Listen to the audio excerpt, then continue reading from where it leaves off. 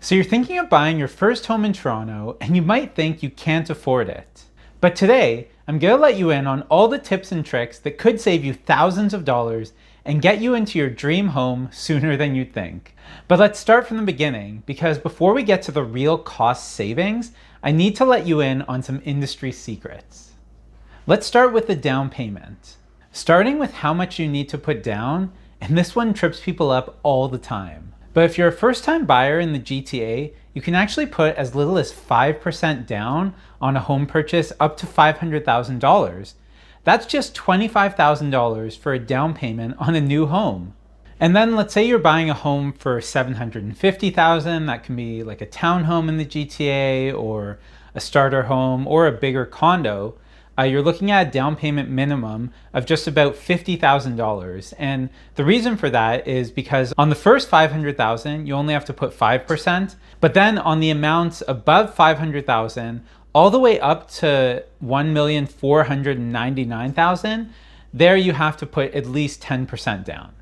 And on any purchase price equal to or exceeding $1,500,000, you need to put the full 20% down, which equates to a $300,000 hefty down payment. But it's not all bad for that 20% down payment.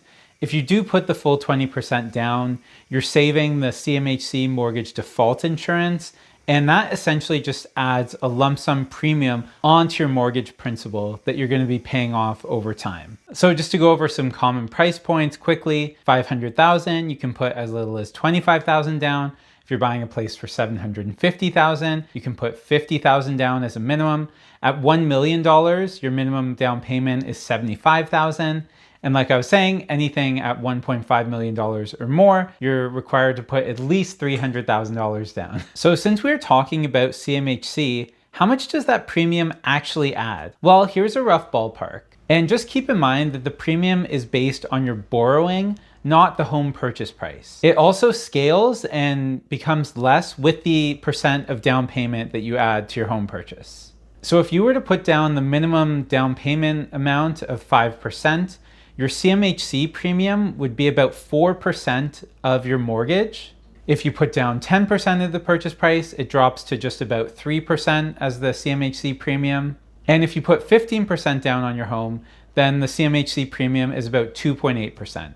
So it does scale down, and I know those numbers don't seem like they're coming down that much, but when we're talking about a really large mortgage that you're taking out, every percent or 0.5% or 0.1 or 2% means thousands of dollars that you're either saving or you're adding onto the principal of your mortgage. And because it's a mortgage you're paying off over 25 or even 30 years, the interest really adds up, and every extra dollar becomes even more money in the long run. And just to make that a bit plainer, so let's say you buy a condo for $500,000, you put the minimum 5% down, you're borrowing about $475,000 on your mortgage.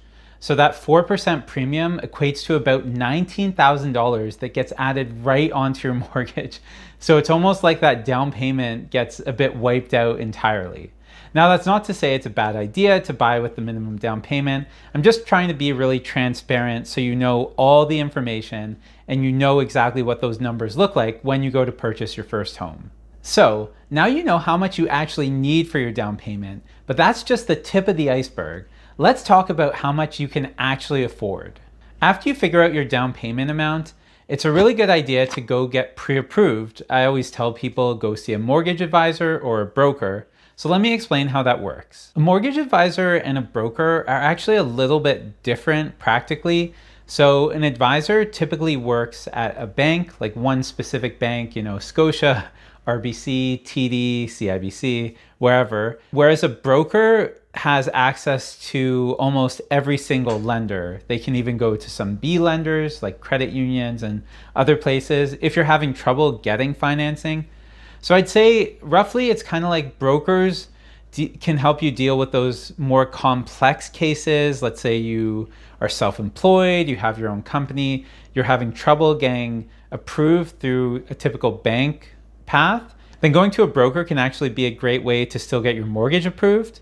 And honestly, we went through a broker for our last mortgage renewal, and they were actually able to still match the bank's rate that they got. It did take a bunch of effort, but they can still match it in some cases. If you have a bit of a cleaner application and everything's straightforward, you're an employee, you get one source of income for you and your spouse or just you, then going through the bank route is a pretty good way to do it. There's a lot of specials right now that have been coming out directly through the branch and through the banks. And in some cases, I've noticed that the brokers don't have access to those same mortgage rate specials, and the difference in the rates can actually be pretty significant. So my advice would be go into your preferred bank first, talk to someone who works there where you have your normal account, try and get approved that way. And if you can't, then it's a good idea to maybe go reach out to a broker, and they have some other tactics and tricks they can use to get you approved anyway. And really the main point of this step is obvious. It's just to figure out your maximum top of the line purchase price. And it's really important to know that, because how do you even start looking at homes properly if you don't really know what you can afford? So you figured out your down payment, you brought that to your mortgage advisor, they've told you based on that and your income, your top limit and how much you can afford. So that's your all-in cost, right? Wrong. There's a bunch more costs I'm going to be talking about throughout this video, starting with a big one that makes up a big percent of the extra cost, which is your land transfer tax. And in Toronto, you actually pay not one, but two land transfer taxes. You pay a municipal land transfer tax, that's the city tax, and a provincial land transfer tax. And it gets really crazy because it essentially doubles your land transfer tax amount, which can be really hefty. I'll talk about the numbers in a second. But let's say you bought in Mississauga, just on the border of Toronto and Mississauga, just a couple streets over, you're paying double the land transfer tax just to be in Toronto. I guess that's the price we have to pay to live in Toronto and feel like we're hip and cool, right? Let me show you what those numbers look like on different purchase price amounts. So on a $500,000 purchase, you're paying about $13,000 in land transfer tax. That's the Toronto tax with both of them. And then on a $750,000 purchase, it's $22,950. And if you're buying a home for $1 million, that's $32,950 just in land transfer tax. That's the double tax of living in Toronto.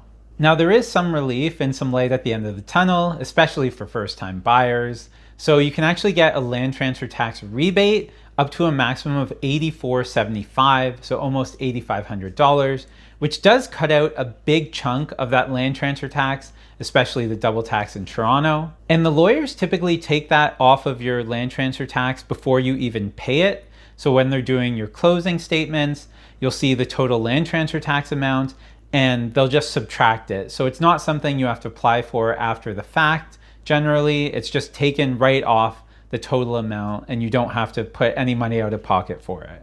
So how much money have I saved you so far? Something like this? Well, I'm gonna keep going until we get to the really hidden stuff that no one else is gonna tell you about. So unsurprisingly, you need a big chunk of change to buy a home in Toronto or in the GTA in general. That's not news to anyone. But what's the best way to actually go about saving up that money? And the way that you do this could save you thousands more if you do it right. First up, my new favorite account to tell people about when they're thinking about buying their first home is the First Home Savings Account. It's basically the best of a TFSA and an RRSP combined into one account to help you buy your first home. The way it works is you open up the account and then you get $8,000 of contribution room. And then every year going forward, you get another $8,000 of contribution room.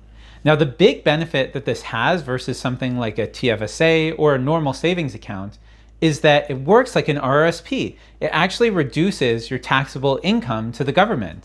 You're saving potentially thousands of dollars on your tax return, and then you're able to turn around and use that money, up to $40,000 of it, as a down payment on your first home purchase, and the money stays completely tax-free if you use it that way. It's pretty awesome. There's really no downside to it. I would say even if you don't know when or if you're gonna use it, go open yours up now, start accumulating that $8,000 per year. There's really no downside to it. And let's say you and your partner both take advantage of the FHSA, that's a combined $80,000 that you could take out and use for your down payment on your first home. And that could be a significant amount of tax savings you got. in addition to it being completely tax-free when you withdraw the money. Versus an RRSP, when you withdraw the money, you're paying tax. It's more like a tax deferral program. Unless you withdraw your RRSP money in this specific way, which I'm going to talk about next. And that's the RRSP Home Buyers Plan. And this one lets you take out up to $60,000 out of your RRSP to buy your first home. Now, unlike the FHSA, you actually do have to pay back that money eventually. You have 15 years to do so, to pay it back. But it is tax-free in this way that you take it out and buy your first home. But again, you do have to pay that money back eventually, but you're paying it back to yourself. And lastly, in this section, you can actually claim a $10,000 first-time homebuyer's tax credit. So you claim that on your tax return the year you buy a home, and that could work out to up to, $1,500 back cash in your pocket. So just another way I'm trying to save you some more money. Don't forget about that. So up until now, I've saved you this much, but I'm about to let you in on an $130,000 secret that could blow the savings total completely out of the water. Let me tell you about it. The Ontario government just made it possible to get up to $130,000 back when you're buying a new home directly from a builder. So that can be a condo, a townhome, a detached. You have really endless options. There's so many good options out right now for new builds. And this rebate is actually really time limited. So it only goes from April 2026 to March 31st, 2027. After that, the rebate's gone, and this potentially $130,000 savings is gone as well with it. Now, some important things to know for this. I know it's a first-time homebuyer's video, but you actually don't have to be a first-time homebuyer to qualify for this credit. There are some other caveats. You have to be purchasing the property to actually live in it and for it to be your principal home. It can't be for an investment or a rental property or an Airbnb property. And you actually have to be an individual purchasing it. It can't be purchased from a corporation or anything like that. Resale homes also don't qualify, so that's something to keep in mind. It's just on brand new homes. And something that people get tripped up with a lot on the HST rebate is that all that matters is the date that your agreement of purchase and sale is signed and completed. So if it's signed in that window of April 1st, 2026 to March 31st, 2027, then you're good. You can potentially qualify for that rebate. But if you purchase something after that, or if you've purchased something before that, which I've had questions about, someone purchased something previously, but it was closing in that window, unfortunately, it also does not qualify for that rebate. Let's talk real numbers. Under $1 million, you get the full 13% back. Let's say you buy a $600,000 condo. That's $78,000 back in your pocket. An $800,000 new townhouse, $104,000 back. And from $1 million to $1.5 million purchase prices, you're getting the full $130,000 back. However, over 1.5, the rebate starts tapering off until it disappears entirely. For instance, if you buy a home for $1.7 million, you get roughly $70,000 back. I've really never seen a new home program like this from the government in my life. I've been doing this for close to a decade, so if you're thinking of buying a new home, now is definitely the time. Let's talk about now some hidden costs that you're not going to hear anyone else telling you about until after you've already bought something. So there's legal fees. In Toronto, you're looking at about $1,500 all the way up to $3,000 for legal closing costs. That includes title insurance and everything they're doing, all the settlements, making sure there's no amounts owing after closing, making sure that the title is registered properly. That's a hefty chunk of change. If the bank needs to order an appraisal on the house that you're buying, that can be another $400 or $500. So we had to just do an appraisal on our home for renewing our mortgage. That's another cost you're going to have to budget for. I'd also suggest that you set up your home insurance before you end up taking possession of anything. It's just something to cover you for liability and just to get it set up well ahead of time for taking over your new home. There can also be home inspection costs. So if you choose to do a home inspection as part of your purchasing process, that's another $500. So we're at another $300 to $4,500 just kind of out of nowhere is probably what it seems like to you. And that's kind of what goes along with buying a home. There's all these extra costs you really have to be aware of. If you're curious about a great calculator I know of to help you figure out exact costs, it gives you everything down to the dollar, shoot me a text or put a comment down below and I'll get back to you and I'll send that over to you right away. And like I was saying, that's just the things you're doing up until you actually purchase the home and it closes. After it closes, the home is a whole nother beast. Your furnace can break, your air conditioning can go, your fridge, your other appliances, you can find a crack or a hole in something. There's really no end to owning a home, to the amount of work you're going to have to do and the amount of money you put into it. But in my opinion, it's better that money goes into something that's building you equity over time. You're paying it off over time. And let's be real, a lot of people like our parents' age or my parents' age, in their 60s, 70s now, they bought their first homes for pretty cheap compared to what we would pay now. And a lot of them are using that home purchase as a retirement vehicle. So over the long term in Toronto and the GTA, it usually ends up being a pretty good bet to put a lot of that money into a home and eventually using it as a retirement vehicle or just living there or, building up equity and doing whatever you want with that. So just to be safe, when you're purchasing, on top of all these costs, like I said, message me for that calculator, figure out your actual all-in amount. I'd still say you should keep at least 10 to 15 grand in cash for things that are going to come up probably in the first couple years. Like I said, furnace, AC. Homes just have unexpected costs that come up and there's really nothing you could do about it. Every homeowner will tell you that. Also, that old saying of buyer beware is very true when it comes to purchasing a home. Once you've closed and something goes wrong, it really becomes a bit of a goodwill case from the seller's perspective. Even if you have a contract that says things are good working order after you close, what are you going to do? Are you going to sue someone over a dishwasher that breaks that's a $500 replacement? And really, after the home closes, the reason it's buyer beware is your real recourse is litigation if the seller isn't cooperative and won't just, act in good faith and give you that money back or offer a replacement. Now, a lot of times I have seen sellers that act in good faith, I'd say for the most part, but I've also dealt with some really terrible sellers that are pretty awful and are just trying to do everything they can to pull every dollar from the buyers, won't replace anything. So it is buyer beware, just remember that. Now we're really getting into the nitty-gritty details of this, and if you're still here, congrats, you're doing your research really thoroughly. And if you're thinking about buying, reach out to me directly. All my info is on screen right now, or book a quick call through the link in my description below. Next, we're going to talk about conditions and what's going on in the current market, as well as past markets in the GTA. So just to give you the full picture. So I always advise people to try and get conditions into their offers, especially the two main ones, which are a home inspection and a financing clause. Typically, your bank is going to want a condition in there and you're going to feel safer with it to make sure you have your financing and you're not buying something hoping you're going to get that firm approval.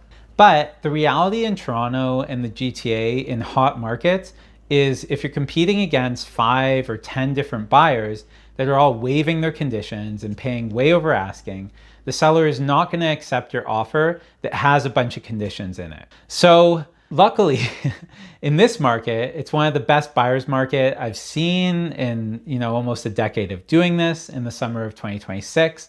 So you really can get those conditions in. Pretty much all the purchases I've done recently, I've had people put in a home inspection clause and a financing clause. It's really helped out. The big thing with an inspection clause, to start with that, is even if you only find some small things wrong, the inspection itself is just about $500. And in most cases, because we're talking about buying something that's hundreds of thousands of dollars, even if you just find some other small issues, generally you can do a negotiation off of that and save well more than $500 off the purchase price. I just had one where we saved $2,500 and there wasn't much else wrong with the home. And I have so many cases of that going back to when I first started, where really you use those conditions, obviously as a safety net, make sure there's nothing too wrong with the home where you have to back out. Also as a bargaining chip and a negotiation platform to really stick your feet in and say, look, we found these issues with the home.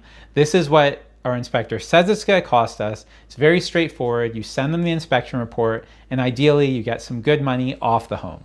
And just speaking about these conditions, the way that they work is for the sole benefit of the buyer. So the way they're written is unless the buyer specifically waives their conditions, the deal just becomes null and void, it dies, and the buyer's deposit gets returned in full without any deductions, and really does keep you safe in those situations. Also, your deposit, so what happens is, say you make a conditional offer, you have those 2 conditions in, or even 1 condition. They're usually between 3 and 5 business days.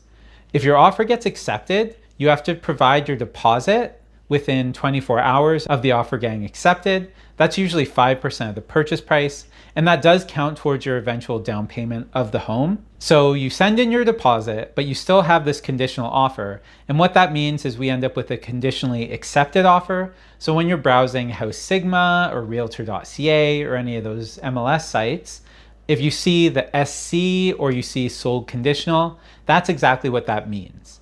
And again, those conditions are put in for the sole benefit of the buyer. And if you do nothing as a buyer and you have those conditions the way they're normally worded, the deal will die. But in that 3 to 5 day window, you do have a bit of leverage when you're negotiating, because if the seller doesn't agree to those, let's say home inspection abatements, you want some money off the purchase price, then you could just say, okay, fine, we're not getting enough to do our repairs on the home, we're going to pull out of the deal. So that's something a lot of people don't know about. I really do have to educate, especially first-time buyers on that. Really important, get your conditions in there. It makes such a big difference, especially in a market like this with so much negotiation power and so many listings available and such a buyer's market. There's really no reason not to get them in there. Now, of course, if you do come to an agreement and you waive the conditions, it's exciting because that's going to be your new home and it means you're happy with it. So that's also a good outcome. There's also a bunch of other really important conditions you need to put in your agreement of purchase and sale. And I've honed mine over the years to make sure my buyers are completely safe and covered. So if you're curious about those, reach out, shoot me a text, put a comment below. I'm happy to answer any questions. Now, that might work in a slower market, but how do you do it in a hot market? Well, there's a bit of a trick that you can do, which is you can book a showing. Let's say you've already seen a place you're thinking of offering. They have an offer date or something like that in the future where they're holding a bunch of offers at the same time. You can book a longer than normal showing or request it and actually bring in your own home inspector and have them take a look at the property. And that just gives you that extra peace of mind to send in a firm unconditional offer if you're in a hot market and you're having to compete against 4 or 5 other unconditional offers as well. Of course, it still costs that $500, but again, when we're talking about purchasing something that's so expensive in Toronto, an average purchase price over $1 million, it's generally well worth it to pay that $500 for the home inspector. And just last thing on home inspections, I know you're probably sick of hearing about it, but there's a lot of homes that come with something called a pre-list inspection report. And that's essentially a report, a quicker one, that the seller's agent has arranged and gotten done on the home. I would not really trust these pre-list inspection reports so much.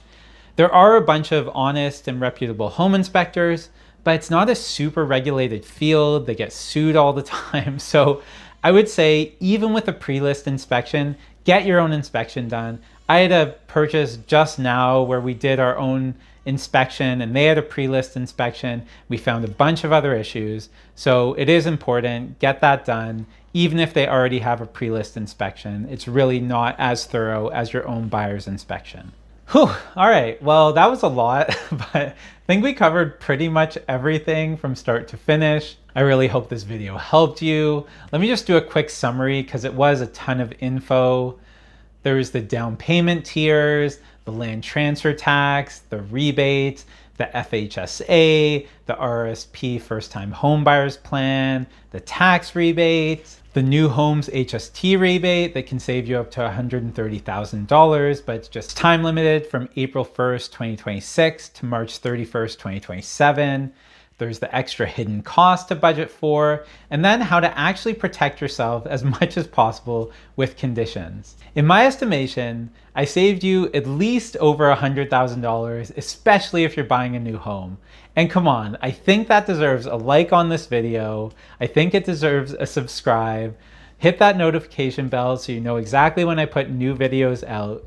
And if you're thinking about buying in the GTA at all, or you have any questions, reach out to me directly. All my info is on screen, or book a free call with my link in the description below. If you have an idea for a video you'd find helpful, shoot me a text or put a comment. I've taken those into account when I think about making my next video. So thank you for those of you who have commented and given me some great ideas and insights. You guys are the ones who know what you're looking for. I'm just here to really answer your questions and be a guide.